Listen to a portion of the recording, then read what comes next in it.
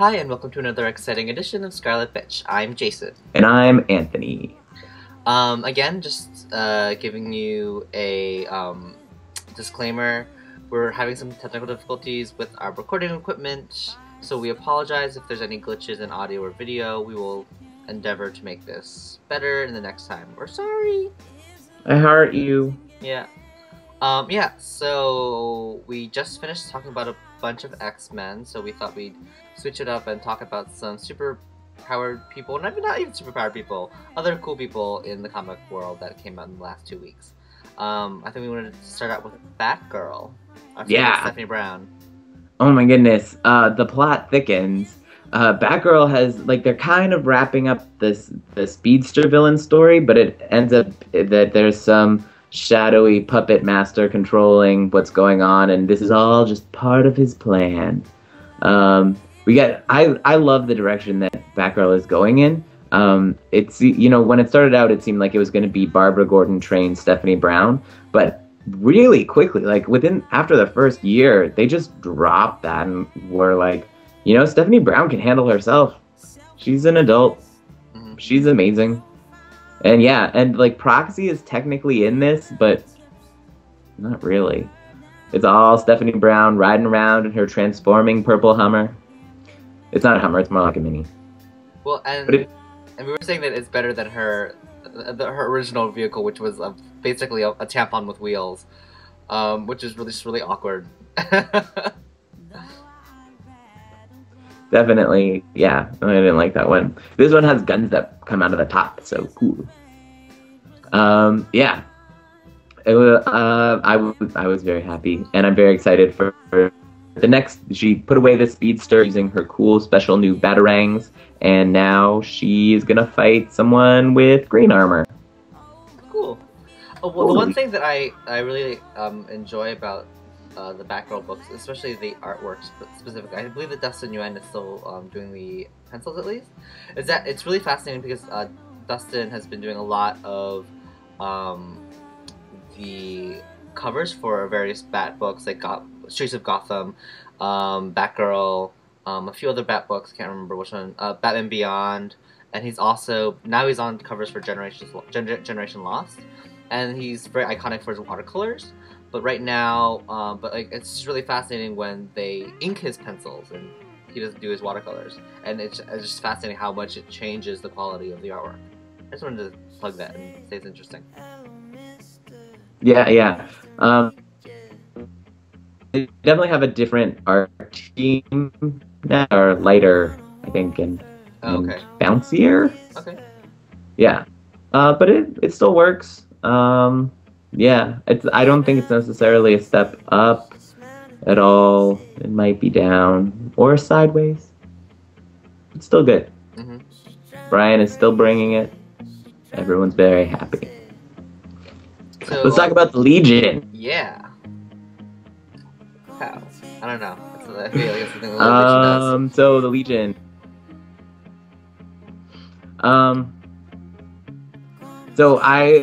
In the Super Queers today, I wrote that Power Boy and Lamprey were gonna go save the little freshman. No.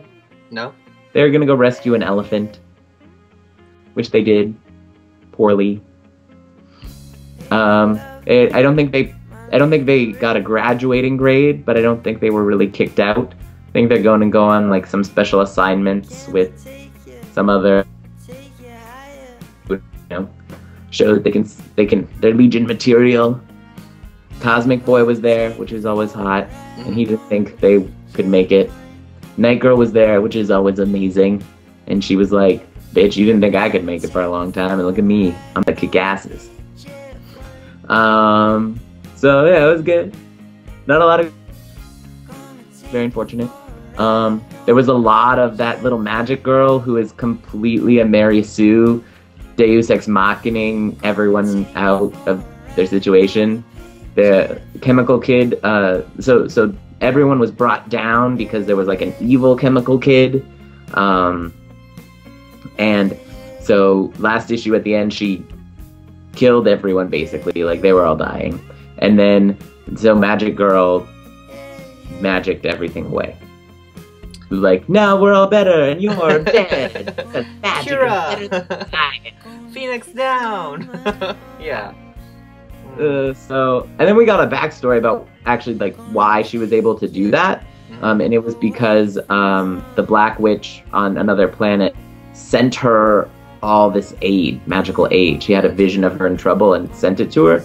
So it was at least nice that we got, like, yeah, sure, she randomly harnessed amazing mystical energies, but we got a little backstory as to why. I really like magical characters, and I really dislike when magical characters can just do anything they want. Yeah. So, like, yeah. That's not as fun. Yeah. No, I mean, I'm of two minds about this character. She could go well, or she could become a complete Mary Sue, and yeah. And I like magic when it's done conscientiously and not as a crutch. Yeah. Yeah. Okay, yeah. So, speaking of magical things and characters, Wonder Woman, or we could talk No, about we can that do Wonder Woman. I have that one too. I just was like, Wiccan! Let's talk about Wiccan! Well, let's talk about Wonder Woman first. Yeah, so Wonder Woman 609 came out. We get kind of more kind of background about what's been going on in Wonder Woman's backstory about who has been, like, or not necessarily who, but the fact that Dr. Psycho has some kind of ability to resist the spell that's been put on Diana.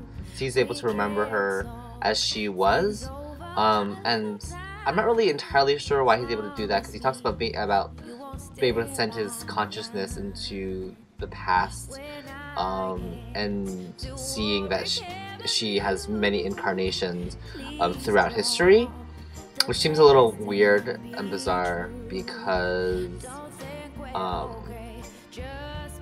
yeah, it's just a little weird and bizarre. And I'm not sure whether that's because, like, all the Amazons are kind of reincarnated women who have been wrong throughout history, so it's very possible that Diana's spirit is, like, has been going through this cycle, so that's, you know, possible. But I'm not really clear on how that's part of Dr. Psycho's mind power set, because I thought he just was able to mind control. So, yeah. I mean, yeah, I don't know, and I don't know that much about Dr. Psycho. Yeah, but I did think it was really kind of sweet, like because, you know, I really like when they make the villains human and not just cartoon characters, and so, like, I mean, Dr. Psycho has always kind of been probably one of the more kind of pitiable of the supervillains in general, because he is kind of his character runs on not only his lust but his desire to be close and loved by these superhero heroines that, you know, occupy, you know, the DC universe, and Wonder Woman being the most kind of sought after object. And so, but, like, there's just the kind of sweetness between the two characters, and that he's able to, even though he is, you know, psychotic and driven by obsession, there is he's able to kind of give her something that, you know, no one else could give. I don't know. It was interesting. Yeah, no, I love that he's getting humanized. He's kind of getting redeemed as a character, and I also feel like they've kind of started laying the groundwork, you're right, for maybe making him actually go psycho. Like, he's a good person who is psychotic. So, I really am enjoying this reimagining, and I understand that it doesn't make any sense in the context of the rest of the universe, but I'm like, guys, we'll get to 2012, it'll be okay. Is it going that long? I thought it was ending in June. One forever. I like it. Well, like it a lot. I, for one, am excited for her to get back in her damn bathing suit, because I'm a little finished with this, but... We'll see how the sitcom does. Yeah, I know, right? they got some of the costume better. So there's that. True. Yeah, but so moving on, we can actually talk about Wiccan now, our other spellcaster. So Avengers: Children's Crusade finally came out. I mean, it always feels like forever between books. It's just like 2 months, and it's just like so long. Yeah, I mean, I feel like I can say things about it that I've already said before. Jim Cheung's artwork is great. What's really interesting, I think, is how each issue, like, and I've heard this from other people, how Alan Heinberg takes the book between major plot points, like, the end of every issue is a splash page. Yeah, it's a cliffhanger. Yeah. Exactly, and and I feel like he just divided the story up into 12 or 13 like splash pages, and just gets the cast there, but in a wonderful, character-driven way. Yeah, I am really impressed with how tightly written it is, because I feel like the first arc and the second arc were kind of like little meandering, especially the second arc with like the whole drug thing and like where is this going, and yeah. But this is really, really tightly written, which I think is nice. We don't get as I think it's like I'm like a little weirded out by how suddenly powerless Wiccan is, you know. He had because his powers were blocked by Doom or something. Yeah. I mean, he's not the most experienced. He do a lot of crazy stuff, but he doesn't. He's always had part of his characters or his limitations are that he doesn't really know how to work his powers. Which I love. I think that makes him interesting. Yeah, and so as much as I love, you know, how much attention this book has brought to Billy and Teddy's relationships, I also really like this interaction with Iron Lad coming back, and the love triangle between Iron Lad, the computer program that is based off his memories, and also Cassie. So it's like I can so now I'm actually beginning to see what Scarlet Witch saw in Vision, because I'm all kinds of torn up over Jonas. I think also why'd you choose that's a weird name. Like, choose another name. Like, you don't need a I understand that what you did was you basically did a Google search of like things that teenage girls like, but like exactly. If he had been a girl robot, he would have been Montana. Yeah. Oh, that's the thing. Like, Alan Heinberg, like, Wiccan and Hulkling are so good because Alan Heinberg, I think, can write a really good relationship. I mean, his other job is Grey's Anatomy, which is a show about everyone having a relationship with everyone else. And yeah, I love the Cassie, Nathaniel, Jonas, 3. Beautiful. Yeah, and I'm also really interested in seeing what happens to the whole like Cassie and her dad thing, because this can only end in tears. This is just gonna be. Did they bury him, or did they not recover the body? Oh, they never recovered the body. They just assumed that he died. Yeah. Exactly. Welcome back, Ant-Man. That's how comic books work. No one has to die. Yeah, but then aren't there already like 8 bazillion? Because there's already because right now there's already a new Ant-Man, because he's having adventures with the Wasp. Well, but he was pre-existing. Oh, wasn't he? I guess so. Yeah, he's the irredeemable Ant-Man, right? I don't. There are a lot of Ant-Mans. Like there's. Yeah, I can't. There's like 3. That's too many. Yeah, so now there's like 4 of them, or whatever. So, I'm very confused. But I love the scene with Wanda and Jack of Hearts.